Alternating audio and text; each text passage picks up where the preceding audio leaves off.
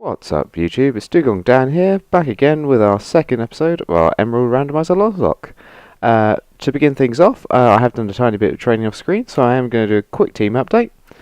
So the team now is Nakora Puba, now at level 5, hasn't learned any new attacks, so got Bubble, Leer, Vice Grip, and nothing. Houndoom, level 6, Doom Dog of course, again, hasn't actually leveled up, but has Leer, Ember and Howl. Bird Jesus, now level 5. No new attacks, unfortunately, but hopefully won't get wrecked by the trainers coming up. And then Drowsy also hasn't learned any new attacks, our Slendy, but now has Pound and Hypnosis. Right then, let's not beat around the bush. We'll just crack on and take on some trainers. Right, guys, the request for the chat of the day is going to be a water Pokemon. So, as a general rule of thumb, the water Pokemon are not a bad call, bringing them to the competitive scene. They're a type that are pretty darn strong, especially when it comes to Pokemon like Gyarados and Rotom Wash. Certainly help ignore some type disadvantages, and if you can get Levitate onto the ones which have electric weaknesses, then you've pretty much got all bases covered. A very solid typing. You've got a lot of physical hitters as well as a lot of special hitters as well. A Milotic with competitive can wreck house, and then obviously Gyarados is a solid defensive wall. Rotom Wash just can be used for almost everything, to be honest. Of course, my favourite water Pokemon is Dewgong, Water Ice.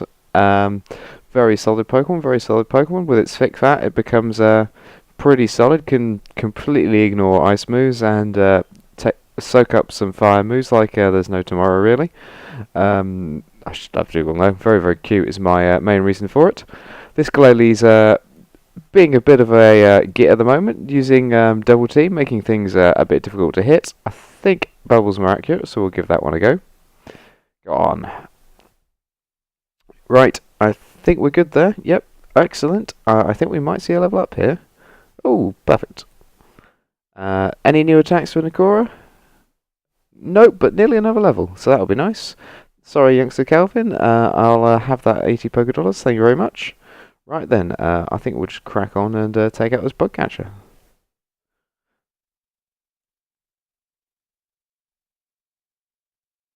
Unfortunately, guys, we have already caught a Pokemon in this route, so I won't be able to get a new capture this episode, unless, of course, we can speed our way through the Wally section, but I'll do my best to take these trainers out as quickly as possible and see if we can get ourselves a new team member. Right. Excellent. Vice grip that down. Perfect. Only a 2-shot. That's always good. I think Kingler's going to be a bit of a powerhouse early on here.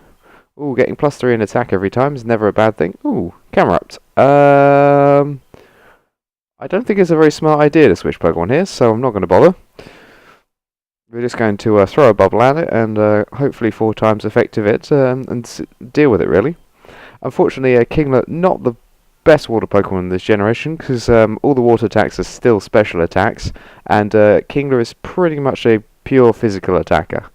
In 6th Gen, he's become alright in the not used tier. If you whack agility and sword dance on him, he can become a pretty mean sweeper, but generally, you're not going to see him unless you're in the not used Pokemon tier. Right, that's Bug Catcher Rick down. Always good, always good. I think it's time now, as Nakora's got up a few levels, to switch to someone a bit weaker. So let's throw out Bird Jesus and see how he can do. I think it's only 2 more Pokemon before we get to the end of the route. Ooh, a Weedle. Very interesting, that. Got to love the little the bugs, yes. Just what you want to find at the start of the game in a Nuzlocke. Saying that, I've ended up with a Pidgey, so I can't really say that I've gone too far from the normal starting finds. Why is it always on the first turn? Never mind. I have bought an antidote, so we'll just whack an antidote on Pidgey and continue on. That's a level up for Bird Jesus. We'll keep going now. I'll quickly use antidote before we accidentally run into that trainer. It could be a bad thing to do. Oh yeah, the item that was on Doomdog, I did take off, and it ended up being a Hyper Potion, which is quite nice. So we've got a automatic bailout if we do start having some problems when we come to the gym leaders. Okay, who's this young little trainer here? I think... Ah, it's Alan. Excellent. Oh dear. The most threatening Pokemon there, Feedbass, of course. I think at this point it's only going to know Splash, so I'm not going to bother switching to anyone else, as I think Bird Jesus can handle this. Another tackle should deal with that. Good stuff, good stuff. Guys, do let me know in the comment section below if you want me to make these episodes longer, shorter. I'm quite happy to cater the length to whatever you guys want. Also, with the quality of the episodes, I will probably be keeping this sort of level of quality until episode 3, at which point I will be trying out some new software, so hopefully you should see things improve quite heavily, both through the audio and through the visuals. But that's Alan defeated. Nice and easy, nice and easy. So we'll quickly go and grab ourselves some berries. I think there's a couple of Oran and a couple of Petra, which is good because we've just we've just used our last antidote. So it'll be nice to have some poison heal. Good stuff, good stuff. Right. Okay, one more trainer now, and we'll then get on with the Wally stuff, which is always fun, always fun. Obviously, we need to be taught how to catch Pokemon, even though we've already got a team of 4. Oh, a Pichu versus Bird Jesus. That's not the best matchup in the world, so I think we're just going to get Doomdog out here and absolutely level that thing. The question of the day for this episode, guys, is do let me know what your top 6 Pokemon are, like the team that you would like to take with you if you had Pokemon in real life.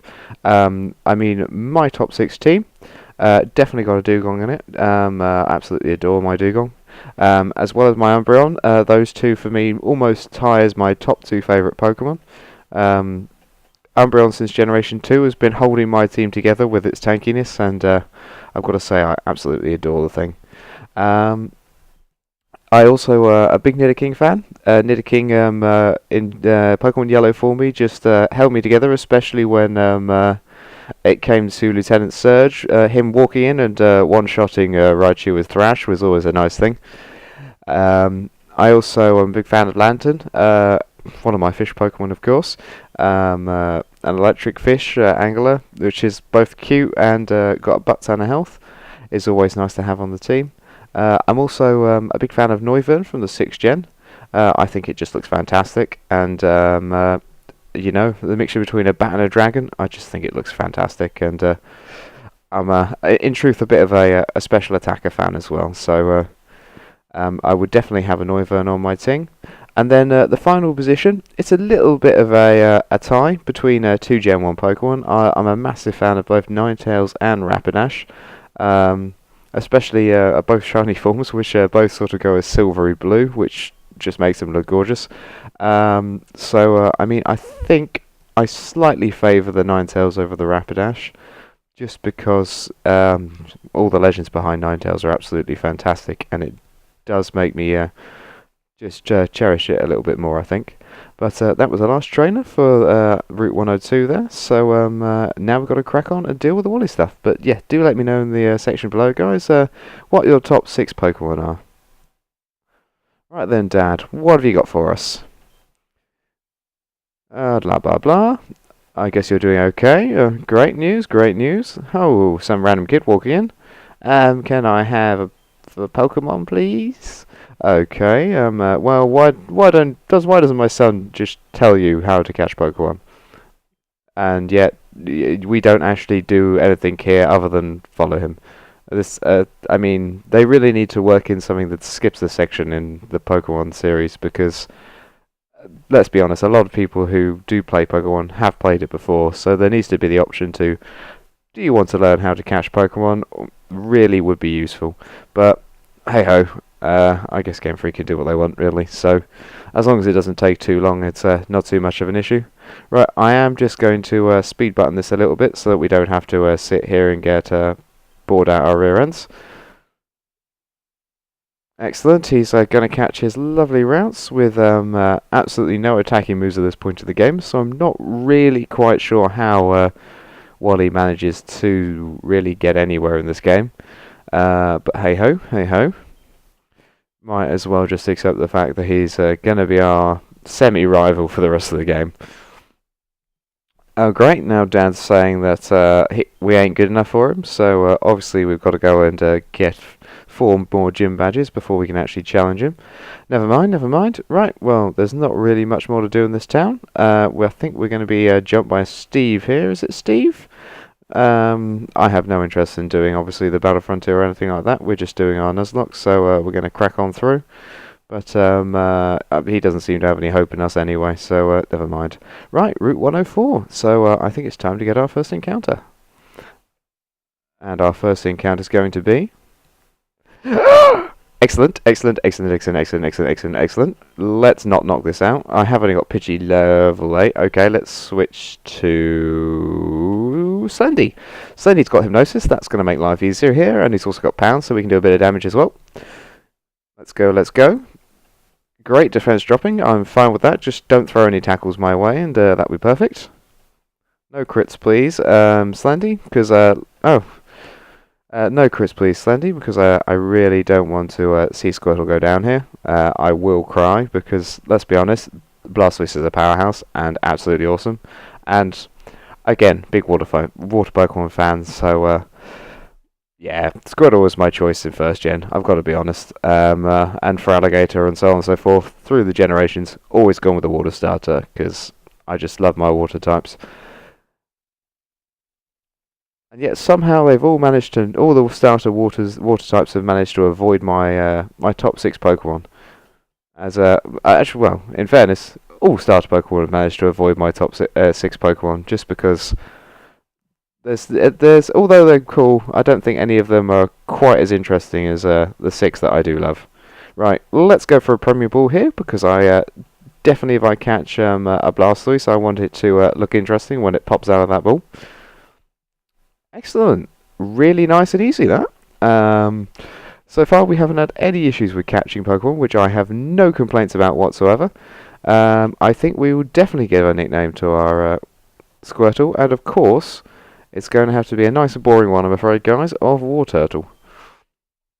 Because, you know, he's basically just a giant turtle with cannons on him, which... is pretty damn awesome. So, Wartortle is going to be our Squirtle. Right, guys, with that, I think we're going to call this the end of episode 2.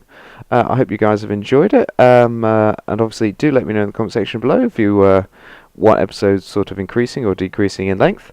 Also, any improvements that I could make to these episodes, and also your top 6 Pokemon would be brilliant as well.